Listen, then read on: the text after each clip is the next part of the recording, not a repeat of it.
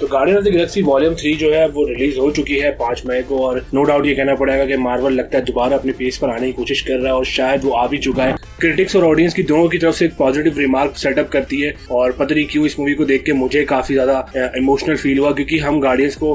काफी टाइम से देख रहे हैं, और ये मार्वल में कैसी फैमिली है जो फैंटास्टिक फोर के ना होते हुए भी फैंटास्टिक फोर जैसा फील कराती है, क्योंकि इनके आपस में कनेक्शन और जो इनकी इमोशनल अटैचमेंट है वो आपको कहीं ना कहीं फील भी होती है हर मूवी, इनके हर पार्ट में। तो इसी मूवी पे आगे बात करते हैं। ये video guardians of the galaxy volume 3 पर होने वाली, और हाँ याद रखिए कि ये वीडियो स्पॉइलर वाली होने वाली, तो अगर अभी तक आपने ये मूवी नहीं देखी है तो फिलहाल इस वीडियो को स्किप करें, क्योंकि मैं चाहता हूँ कि आप इस मूवी का एक्सपीरियंस विदाउट स्पॉयलर्स ही ले, तो आपको ज्यादा मजा आएगा, क्योंकि मूवी वाकई बहुत अच्छी है। तो मैं शजी ऋषभ, आप देख रहे हैं लेट्स बी एक्सप्लेन, तो ये वीडियो शुरू करते हैं। तो guardians of the galaxy volume 3 जो है वो नो वे होम वाली टोन को ही सेटअप करती है। जैसे कहानी, जैसे नो वे होम में कहानी सीधी तरीके से स्टार्ट हो गई थी, मूवी के स्टार्ट होते ही आपको टू द पॉइंट लेके चल रहे थे, वैसे ही गार्डियंस ऑफ द गैलेक्सी के पहले सीन में ही आपको टू द पॉइंट लेके चलते हैं, जहां पे हम देखते हैं कि एडम वॉरलॉक जो है वो रॉकेट को लेने आया। एक छोटी ही सही लेकिन एक फाइट होती है, और उसके बाद एडम वॉरलॉक बड़े बुरे तरीके से घायल करने के बाद एडम वॉरलॉक के हमले की वजह से पता चलता है कि रॉकेट के हार्ट में एक ऐसा टाइमर लगा हुआ है जो एक्टिव हो जाता है, और उसे एक्टिव करने के बाद उसे उसका क्रिएटर ही ऑफ कर सकता है। ये लोग देखते हैं कि रॉकेट के पास सब सिर्फ और सिर्फ 42 आवर्स हैं, और किसी ना किसी तरीके से रॉकेट को बचाना है। पीटर जो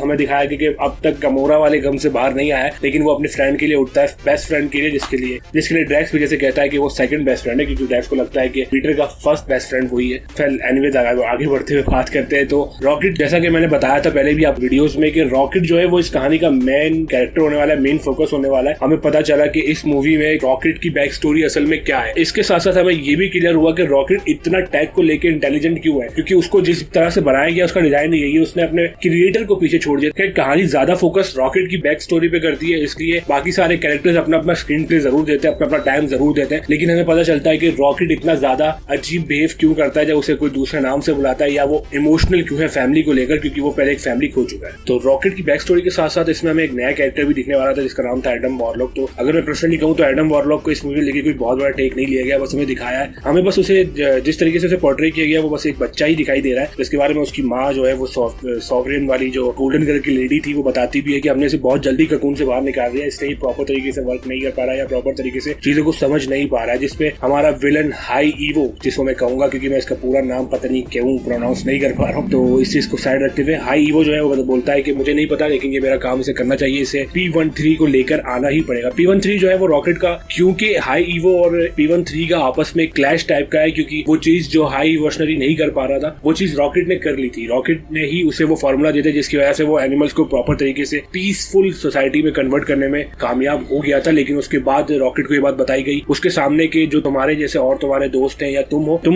इम्परफेक्ट क्रीचर्स हो, लेकिन हमें तुम्हारे दिमाग की जरूरत है, और जो इम्परफेक्ट क्रीचर्स है उनको हम अपनी परफेक्ट दुनिया में नहीं रखेंगे, उन्हें खत्म करेंगे। अब हाई इवोशनरी की बात करें तो ये इस तरह का विलन है जो अब तक आप लोगों ने शायद ही मार्वल में कभी देखा होगा, क्योंकि ये प्योर इविल है। इसमें कोई भी चीज ऐसी नहीं होगी जैसे आपको थैनोस में दिखाई देती थी या जोकर में दिखाई देती है, लेकिन मैं अगर आपको पर्सनली बताऊं तो ये सिर्फ इविल है। इसकी कोई खास बैक स्टोरी पे आप ना जाएं तो बेहतर है, क्योंकि इसकी स्टोरी खास दिखाई नहीं गई है, इसके साथ कोई ट्रॉमा नहीं हुआ है, इसके साथ कोई बुरी चीज नहीं है, लेकिन ये बस प्योर इविल है। बस जिसके बारे में रॉकेट ने आई थिंक ट्रेलर में भी कहा था कि तुम बस चीजों को परफेक्ट नहीं बनाना चाहते, तुम बस चीजों से नफरत करते हो जैसी वो है। और ऑन दी अदर हैंड अगर हम गमोरा के बारे में बात करें तो गमोरा जो है वो अब 2014 वाली गमोरा है, और दूसरा ये कि गमोरा जो है वो रेवेंजर्स से जाके कनेक्टेड हो गई है। रेवेंजर्स की वो वाली फैमिली जो हमने योंडू के साथ कनेक्टेड देखी थी, वही फैमिली में अब जाके रह रही है, और वो एक रेवेंजर की तरह एक्ट भी करती है। और पता नहीं क्यों मुझे लगता है कि ये वाली गमोरा बहुत हद तक कॉमिक एक्यूरेट है। कॉमिक में गमोरा ऐसी ही थी जैसी इसमें मूवी में हमें दिखाई दी गई। दूसरा ये कि नेबुला का एक सीरियस साइड और नेबुला का इस टीम में एक सीरियस कैरेक्टर दिखाना ज्यादा जरूरी था, क्योंकि बाकी सारे कैरेक्टर्स जो थे वो कहीं ना कहीं थोड़े थोड़े फनी दिखाई देते थे पीटर को हटके, क्योंकि पीटर काफी चीजों को लेकर काफी सीरियस भी था, लेकिन कुछ हद तक मजाक जरूर करता था। लेकिन इसके बावजूद हमें एक ऐसे कैरेक्टर की जरूरत थी जो नेबुला जैसा बिहेव करे। ऑन दी अदर हैंड अगर हम अपने विलन के बारे में बात करें तो विलन के बारे में हमें यही पता चला कि विलन ने कई सारी स्पीशीज बनाई है। एक काउंटर अर्थ लेके बैठा हुआ, इसके बावजूद उसने वो वाली गोल्डन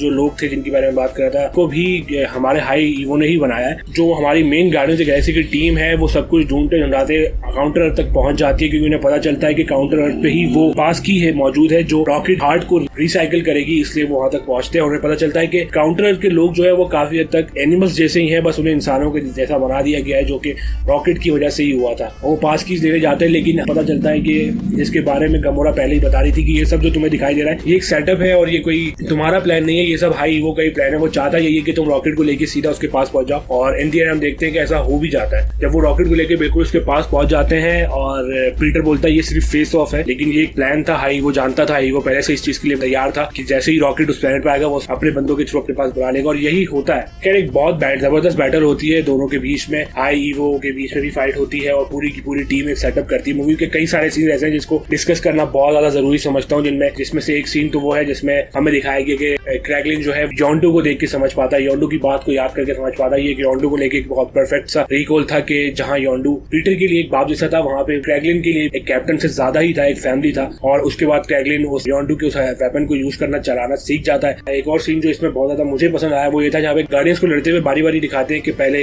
पीटर, फिर दूसरा गार्डियन, फिर तीसरा गार्डियन, फिर चौथा गार्डियन। अब अगर इससे हटके हम बात करें, सीन से हटके बात करें, तो कोई ऐसा कैरेक्टर जिसको स्क्रीन पे टाइम कम मिला लेकिन वो फिर भी अपनी लाइमलाइट ले गया, वो ग्रूट है। ग्रूट को बाकी देखने में बड़ा मजा आया क्योंकि पिछला ग्रूट जो था वो कहीं ना कहीं थोड़ा सा मिस माइंड लगता था, ऐसा वो अपने दिमाग से काम नहीं करा, लेकिन ये ग्रूट बाकी पिछले वाले ग्रूट से कहीं ज्यादा अक्लमंद है। और दूसरा जिस तरीके का इसका शेप अब दिया गया है इसको, ये बहुत अच्छा लग रहा है देख के। इसका डिजाइन बड़ा जबरदस्त लग रहा है, इसके काम करने का तरीका, और दूसरा इसका पीटर के साथ जो तालमेल है वो भी बहुत जबरदस्त है। और यहाँ पे काफी चीजों की बारीकी भी देखी गई है क्योंकि हमें पता था कि गमोरा जो पहले वाली थी वो तो आई एम ग्रूट समझती थी, मतलब ग्रूट की लैंग्वेज उसे समझ में आती थी, लेकिन जो नई गमोरा है वो ग्रूट के साथ ज्यादा टाइम स्पेंड तो नहीं कर पाई और इसीलिए उसे ग्रूट की लैंग्वेज समझ में नहीं आती। तो मूवी के एंड में जबरदस्त फाइट होती है। और अब मैं इस चीज के बारे में आपको जरूर बताऊंगा कि मूवी जो है तक हम लोगों के दिमाग में एक चीज सेटअप कर रही थी कि अब कोई एक और गार्डियन मरने वाला, कोई एक और गार्डियन मरने वाला है, बट ऐसा नहीं हुआ। गार्डियंस में से कोई भी नहीं मरा, सबके सब बच गए। लेकिन इस मूवी की एंडिंग और इस मूवी के पोस्ट क्रेडिट सीन और इस मिड क्रेडिट सीन को मैं अलग से जरा एक वीडियो में डिस्क्राइब करना चाहता हूँ क्योंकि ये तीनों चीजें बड़ी इंपॉर्टेंट है गार्डियंस के फ्यूचर को लेके और गार्डियंस को लेके मार्वल के आगे प्लान्स के बारे में। अभी के लिए मैं इस वीडियो को यहीं पे एंड करूंगा। ये मूवी वाकई देखने लायक तो है, मैं पर्सनली कहूंगा कि इसको देखना चाहिए क्योंकि ये जेम्स गन का भी लास्ट प्रोजेक्ट है और तक जो हमने गार्डियंस देखे वो गार्डियंस इस बार हमें आखिरी बार दिखाई दे रहे हैं। तो ये मूवी वाकई है और एक